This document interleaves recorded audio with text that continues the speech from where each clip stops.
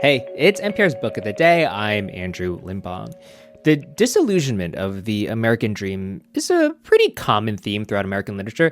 You know, a character goes on an arduous journey only to find that what was sold was a bill of goods.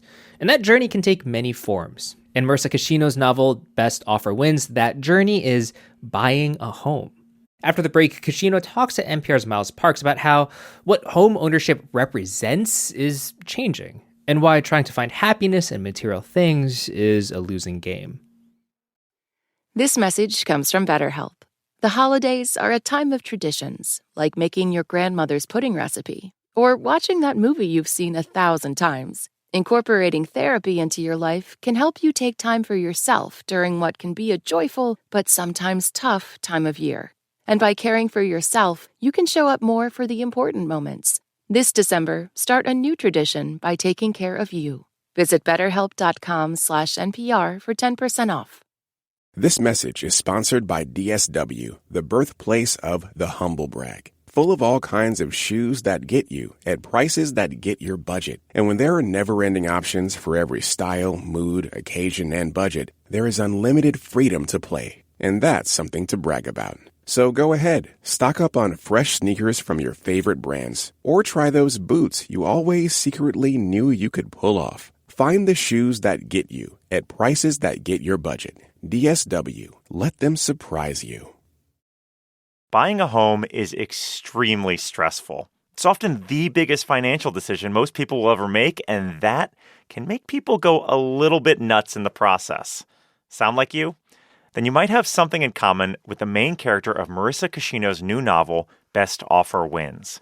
I spoke with Kashino and began by asking her about how reporting on the real estate industry in D.C. inspired her first novel. I thought of her as, I don't want to say typical DC, but we are, a city that's home to a lot of ambitious people. Strivers. Yes, striver is the word for her, because she is also self-made. I mean, she comes from very humble beginnings. That is also a big motivator for her, because she looks around in some of the rooms that she finds herself in DC, and she sees a lot of people with trust funds and a lot of people who can bid all cash. And she is not one of them, and she feels she has worked 10 times as hard for everything she has as a lot of the people around her. So she really does believe that she has been pushed to a point now where she has to take matters into her own hands, and life is not behaving the way that she thinks it should. So she is going to sort of bend it in a way that she thinks that she's earned. I will say for the first 100 pages, she's pretty deeply unlikable. It's pretty hard to, at least I found her that way. There's a specific dinner party scene that I will think about and cringe probably for the next 4 weeks. But then there's a moment as I'm reading this book where I start rooting for her. And I don't think anything changes about her. I guess I'm wondering, why does that happen? I think even if her tactics appall you, even if some of her views appall you, I do think that her predicament is very relatable. And she is, in a lot of ways, an underdog. So I do think there is a human instinct to root for the underdog. I think the other thing that I hope is that she's funny. So even as she says or thinks terrible things and does terrible things, at least she's making you laugh. And I think in some instances, saying the quiet parts out loud that probably a lot of people think in their heads but are not able to express. Well, it's interesting to hear you refer to her as an underdog because, to be fair, she makes a lot of money. I mean, her and her husband are offering more than $1 million for these houses that they're trying to acquire, which is, I mean, that is an extremely privileged position. Like the top 1% of the country, of the world, probably. And yet she doesn't feel rich. Yes, and that was a really specific, purposeful choice that I made. She does have so much, but all she can see is what she doesn't have. I mean, if you're a millennial in a big city trying to buy a home, $1 million is often the entry point. She's an underdog in the sense that she has worked very hard for everything she has. She doesn't come from a fancy school or a fancy family. She doesn't have a bunch of connections. She sort of built this career for herself. So she thinks she's earned the dream life. And the dream home is like the big missing piece of that puzzle for her. So I think underdog in comparison to a lot of the people around her who have had things, she thinks, kind of handed to them, sort of born on third base types. Will Margot ever truly be happy? I don't want to spoil the end of the book, of course.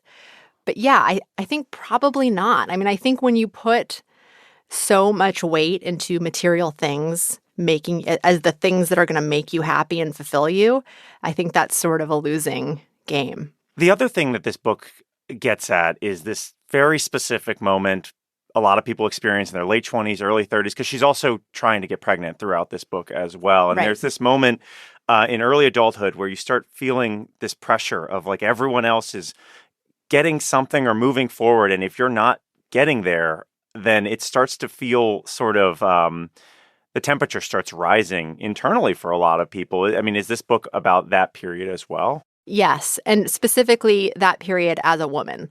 So she is feeling all of the pressures of, a late 30s woman who thought by now she would have the house and the baby and all of these sort of kind of totems of an Instagram perfect life.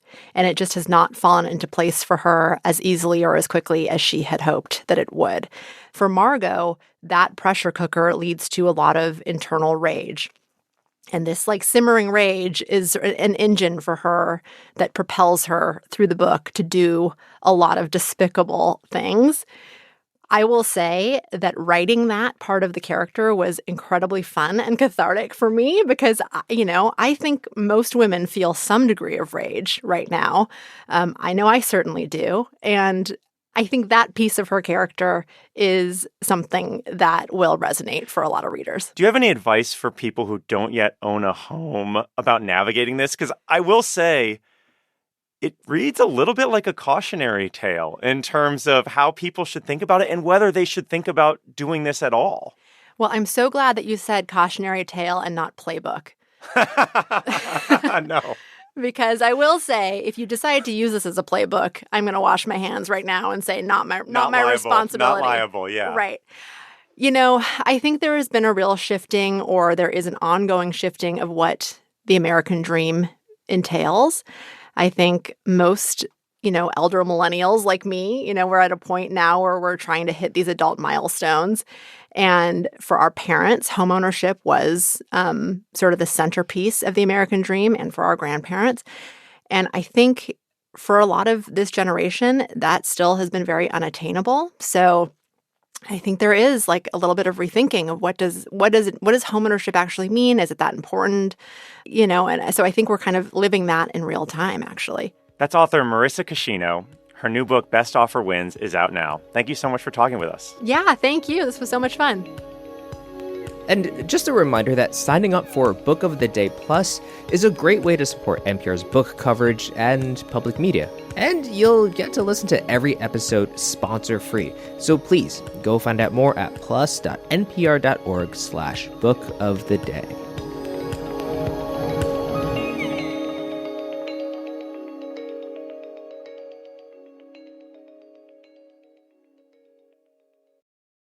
This message comes from Warby Parker, prescription eyewear that's expertly crafted and unexpectedly affordable. Glasses designed in-house from premium materials starting at just $95, including prescription lenses. Stop by a Warby Parker store near you. This message comes from Greenlight. Parents say financial literacy is the hardest life skill to teach. Greenlight's debit card and money app for families makes it easy for kids to learn to earn, save, and spend wisely. Start today, risk-free at greenlight.com/NPR.